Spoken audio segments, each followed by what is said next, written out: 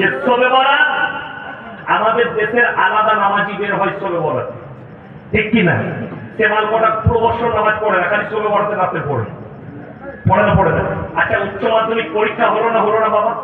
হয়ে গেল। একটা ছেলে কোনো পরীক্ষা দেয়নি, সে শুধু রেজাল্ট আনতে গেছে।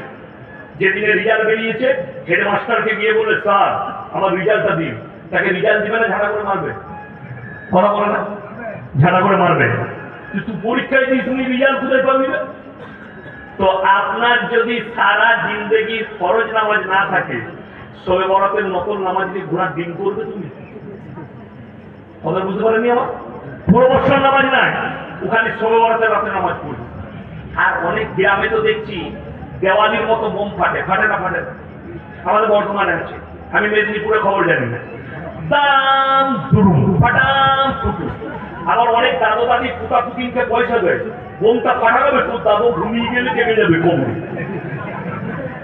কষ্ট লাগে। তুমি পার্থক্যটা করো। আমাদের দেশের অমুসলিম ভাইরা দেওয়ালিতে বোম ফাটায়, তুমি শবে বরাতে ফাটাচ্ছ। আমি আল্লাহর কসম খেয়ে বলে যাচ্ছি, যদি কোনো মৌলবি হাদিস কোরআন থেকে বোম ফাটানো প্রমাণ করাতে পারে, আমি এলাহিগঞ্জের জুতোর মালা পড়ে যাবো ইনশাআল্লাহ। যে শবে বরাতে বোম ফাটাতে হবে, কষ্টের বিষয়।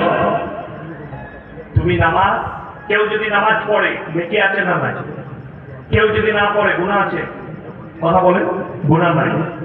কেউ যদি শবে বরাতে নামাজ না পড়ে, কোন রকমের গুনাহ নেই, যেহেতু এটা নফল নামাজ।